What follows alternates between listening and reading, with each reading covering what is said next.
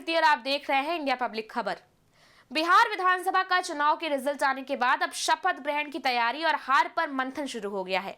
NDA जोरों शोरों से नई सरकार की गठन की तैयारी में जुट गया है। तो वहीं बिहार में एनडीए की बम्पर जीत के बाद सुशासन बाबू यानी कि नीतीश कुमार 10वीं बार शपथ की तैयारी कर रहे हैं। कैबिनेट के नामों को लेकर भी माथापच्ची जारी है। पटना के गांधी मैदान में तैयारियां जोरों पर हैं।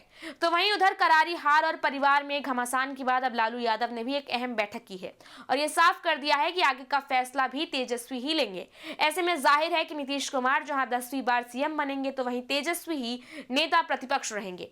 खैर, इन सभी चीजों से इतर पहले आपको बता देते हैं कि गांधी मैदान में चल रही तैयारियों का हाल क्या है और फिर आपको बताएंगे कि तेजस्वी फिलहाल किस हाल में है। दरअसल 20 नवंबर को नीतीश कुमार एक बार फिर सीएम पद की शपथ लेंगे और इसको लेकर जैसे कि हमने आपको बताया कि गांधी मैदान में तैयारियां जोरों पर हैं। गांधी मैदान में जर्मन हैंगर तैयार किया जा रहा है। इस पंडाल में 40,000 लोगों की बैठने की क्षमता है। वहीं 30,000 से ज्यादा कुर्सियां सजाई गई हैं। वीआईपीज के लिए 1500 से ज्यादा सोफे लगाए गए हैं। गांधी मैदान में घास की कटाई के साथ ही कारपेट भी बिछा दी गई है। इसके लिए करीब 100 से 150 मजदूर काम पर लगाए गए हैं। यही नहीं, मुख्य मंच को सजाने के लिए तो बेंगलुरु से फूल मंगवाए गए हैं।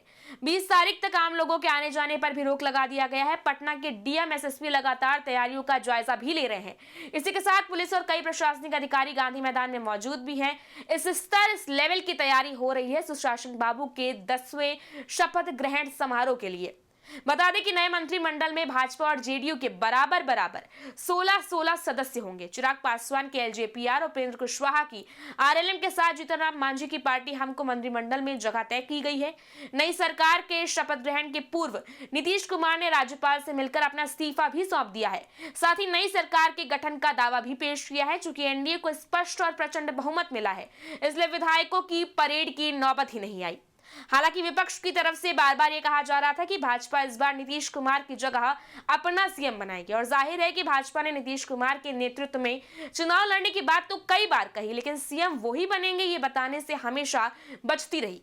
इसलिए ऐसी बातें या अटकलें सामने आना कोई बड़ी बात नहीं है। बहरहाल अब तक बिहार में बड़े भाई की भूमिका में रहे नीतीश के जेडीयू को जब इस बार भाजपा ने बराबरी पर ला दिया तो कहीं ना कहीं ये सारी जो अफवाहें थी उन्हें और हवा मिलने लगी थी।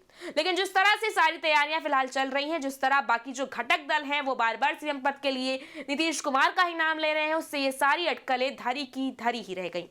वहीं भाजपा के प्रदेश अध्यक्ष दिलीप जायसवाल ने भी अब ऑफिशियली ये घोषणा कर दी है कि नीतीश कुमार ही सीएम बनेंगे।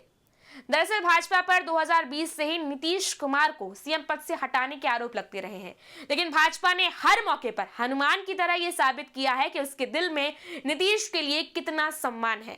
भाजपा ने जेडीयू को 43 सीटें आने के बाद भी नीतीश को 2020 में सीएम बनाया था। भाजपा चाहती तो इस बार भरोसेमंद कुछ सहयोगियों के समर्थन से सरकार बना सकती थी, इसलिए कि चिराग की 19, जीतन राम मांझी की 5 और उपेंद्र कुशवाहा की 4 और अपनी 79 सीटों को मिलाकर उसके पास 117 सीटें होती है। 4-5 और सीटों का बंदोबस्त तो आसानी से ही हो जाता, पर भाजपा ने ऐसा करने के बजाय गठबंधन को निभाते हुए एक बार फिर सुशासन बाबू यानी कि नीतीश कुमार पर ही भरोसा जताया है। और कहीं ना कहीं अगर देखा जाए तो आमतौर पर किसी भी गठबंधन में बड़े दलों को इस तरह की उदारता अक्सर दिखानी पड़ती है।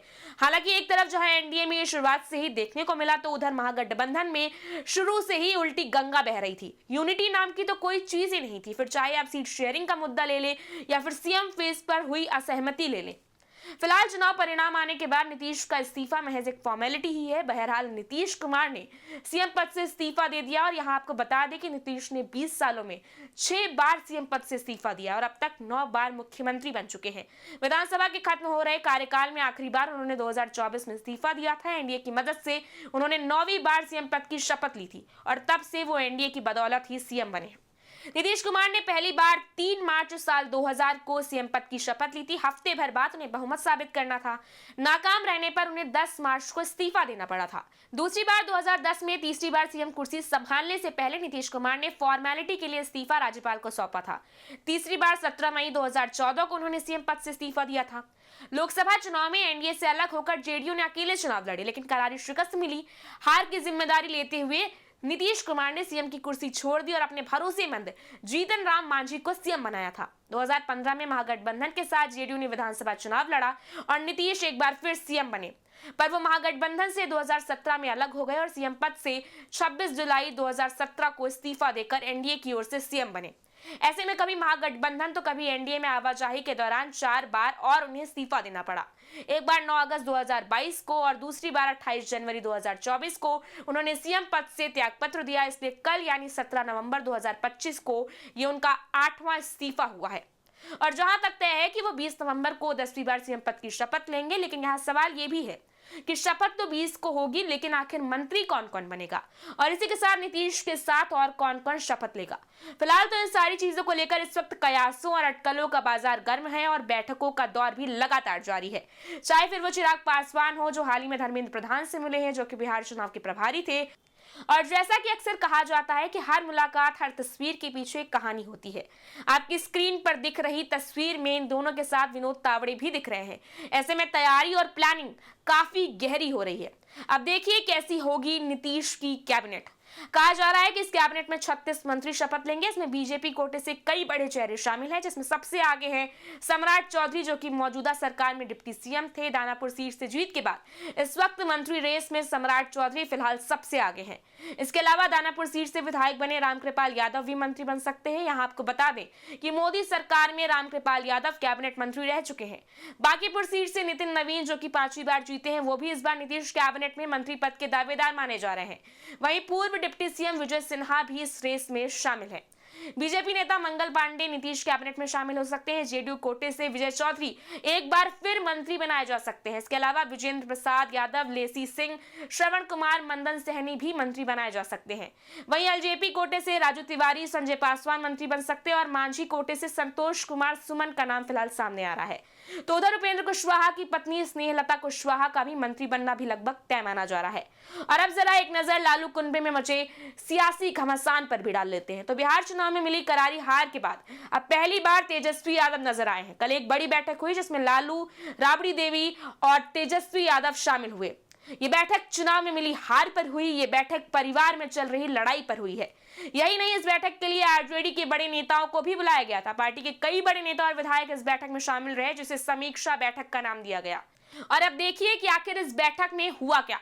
तो रोहिणी के घर छोड़ने के बाद आरजेडी की बड़ी बैठक हुई है, जिसमें लालू, राबड़ी, तेजस्वी के साथ मीसा भारती भी मौजूद रही। और सूत्रों की माने तो तेजस्वी ने कार्यकर्ता के तौर पर सक्रिय रहने की बात कही थी।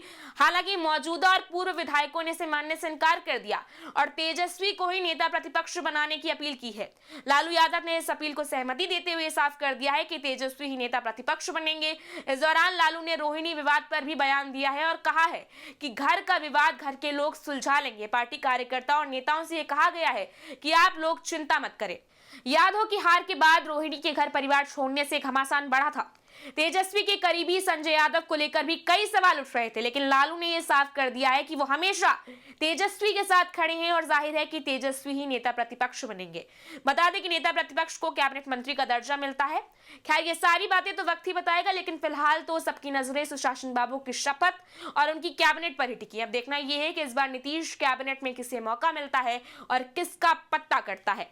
आपके इस बारे में क्या राय है, आप हमें कमेंट सेक्शन में जरूर बताएं। वीडियो को लाइक करें, शेयर करें, चैनल को सब्सक्राइब करें। शुक्रिया।